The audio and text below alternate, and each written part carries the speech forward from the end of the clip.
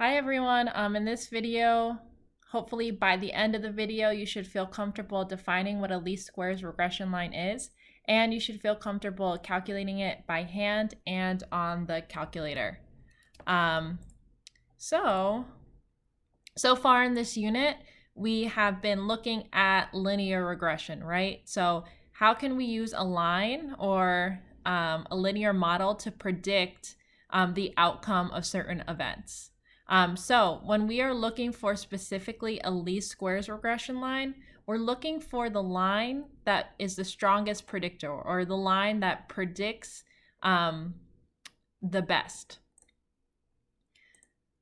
So let's say that we have a much smaller scatter plot than this previous one. So let's look at a scatter plot with only 5 data points. So 1, 2, 3, 4, 5.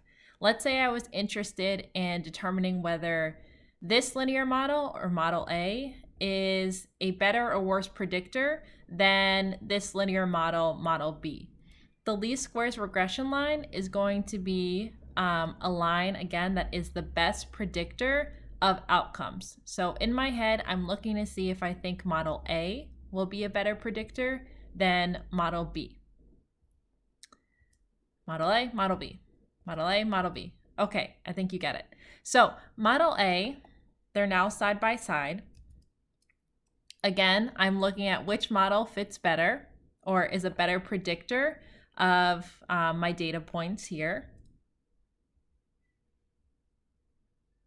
So way back when statisticians were trying to figure this out, the goal, right, is to have a linear model in which we have no residuals. So what that means is that we have a linear model in which it is going through each of the data points. So that obviously cannot always be replicated, but this is what a perfect least squares regression line would look like. All of our observations are points on the line. And if you remember, a residual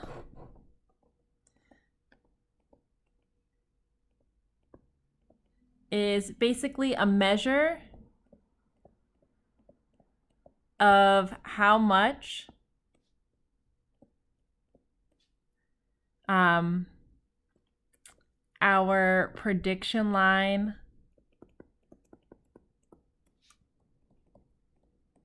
was off by, right? Before we would calculate it, if we were calculating it by hand, it would be the actual value minus the predicted value, aka y minus y hat. And since all of our data points are on the line, we don't have any residuals, right? Because residuals would look like this, where we have points and there's a distance between our actual value and what we predicted. So these are all right on the line, so meaning our sum of our residuals would be 0 because all of our points are on the line. So one might say this is a good fit, it's a perfect fit. Now let's look at this one. So as you can see here, we have some residuals. So if I wanted to look at these residuals, I'm looking at how far away my observations are from the line. And this one's, the one in the middle is spot on, but these two have some distance. So this would be our actual value. This would be where our predicted value fell on the line. And this would be our actual value, and this would be our predicted value. Okay. So let's say hypothetically you knew that this residual, our prediction was greater than our actual value was greater than our predicted value by 2.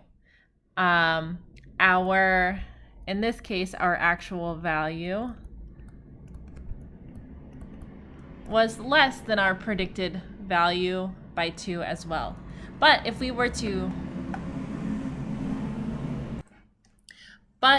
to take the sum of all those differences, we would still get a result of 0, right? Because we're doing +2, +0, -2. So if we just looked at how far away our actual values were from our predicted model, that would not be enough to find what the best predictor was. Okay, now let me see. So is this a good fit? Not really. It's not as good as our other fit, which was perfect, but the sum of the residuals is still the same. So that is not enough to determine what the best fit was. So then statisticians had another idea. Okay, what if we looked at the residuals and then we squared our differences? So what if we took the sum of our residuals and then squared it to account for any negative residual amount, right? Because a negative value times a negative value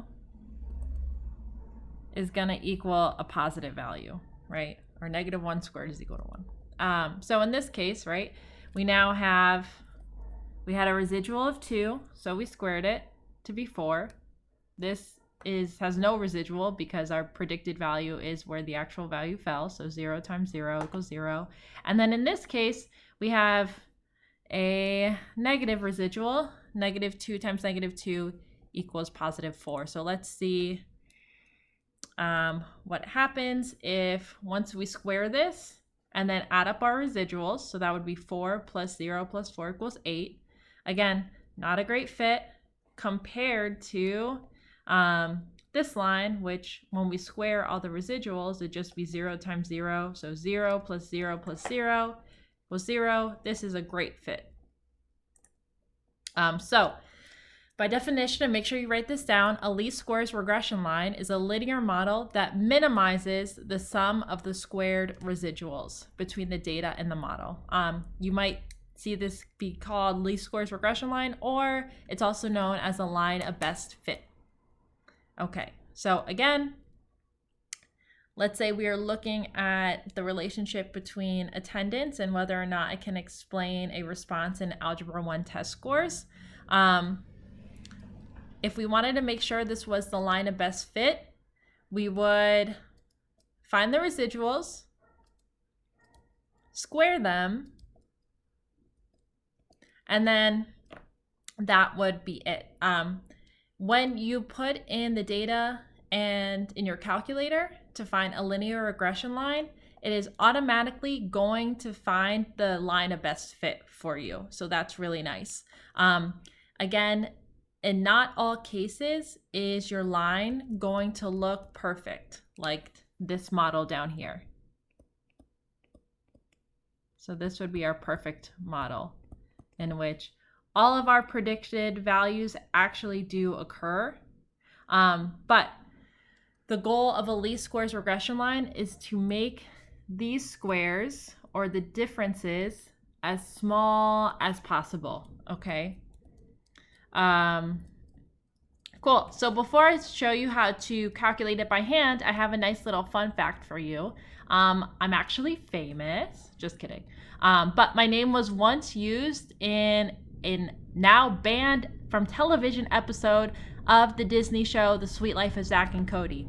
I don't know if you all watched that show, but it was really popular when I was young. And if you don't believe me, here is the clip. Grammarly helps you work more Not now, efficiently, Grammarly. which makes accomplishing your work goals easier. That's checkmate. Is that good? Made by elves? Hang on, it's right here. Some of the dyslexia info I needed from Bob and did the rest of the research at the library. I thought you hit rock bottom when you got Chelsea Schwartzman to give you... Yep, he called me Chelsea Schwartzman. When you got Chelsea Schwartzman to give you her pudding... He could not say my name.